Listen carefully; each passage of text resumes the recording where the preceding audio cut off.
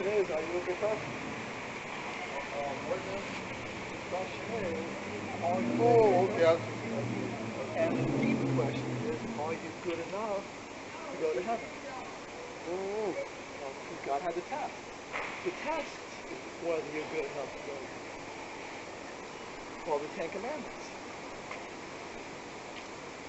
So we decide the bottom. Have you ever lied? Yep. Right? So you broke that commandment. And God commanded us not to lie. Now think about it. God is king. God is ruled over the universe. He gives you a simple command, don't lie, and you lie. So you're in open rebellion against God. God said not to do something, but you do it anyway. Right. That's kind of bad. Right. What's the next one? You ever You stolen shall anything? not lie. You shall not steal. You ever stolen anything? No, not that I can think of. I was a little smaller than that. Stealing is guess what? Stealing. Right.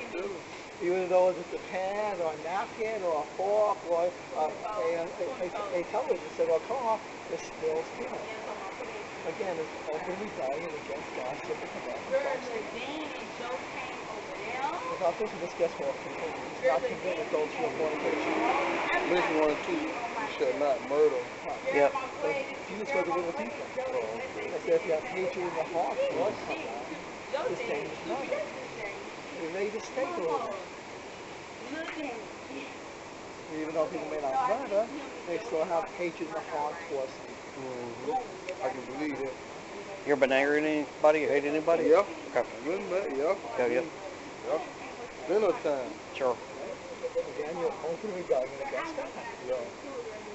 This gets most people do not commit adultery or fornication. Fornication is having sex with someone that's not married to. Right. You ever done that?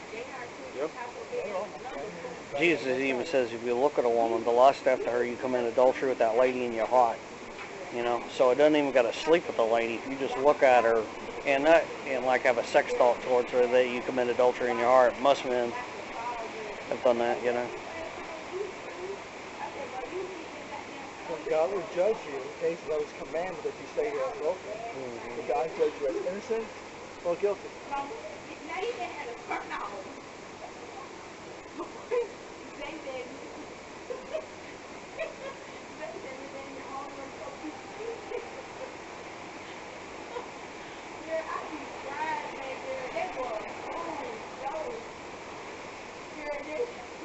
The Sabbath day. The Sabbath day is it Sunday or Saturday? From a biblical perspective, at least from historical, from the Bible, it will start on Friday night at dusk and end on Saturday. Oh, okay. So it's Friday night at 6. From Friday the 6th to Sunday the 6th. It's the last day of the week. At least from a biblical perspective. And that's just taking And the penalty for that was death. So if you violate it, the law calls for our death. You know, if we violate it even once. You know, so if we say, oh, well, you know, I'll try to do better, and then we break the Sabbath again, that death sentence is on our head again, basically. So we can try really hard, but even if well, let's say we keep that one and we lie, death sentence is for that too. You know?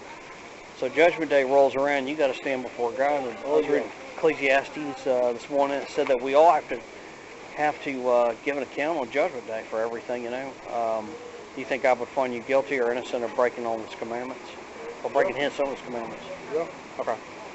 How do you think He feels about that? Not good. That's true. That's right. You're absolutely right. Matter of fact, in the New Testament, Jesus talks a lot more about hell than He does about heaven because most people are going to go there.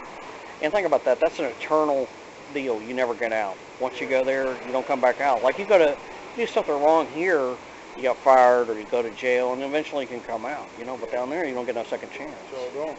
Right. So it's very serious. You know what I mean? It's extremely serious. So does that concern you? I mean, does that bother you at all that you died right now? You could go right into a place that Jesus talked about. Yep. I don't blame you. I'd be scared too. You know, but the great news of that is that all of us deserve hell because we've all sinned against God. My friend here has, I have, you have, you know. Yep. And that God's got to punish it. He's just. Most people say, we got to overlook it. He's a loving God, but He's a just God. So he's not going to let a child molester go free on Judgment Day. He's not going to let a guy who steals a wallet or anybody else. He's going to punish sin wherever it's found. The reason he does that because it's a sin against his character or nature. When we lie, we basically say, God, you can't provide for me, so I'm going to lie. And it's an assault against him instead of just an assault against another person.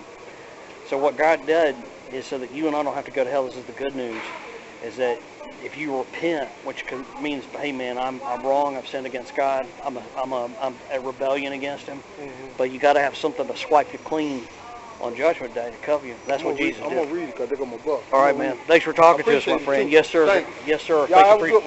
Thank you for your time. All right.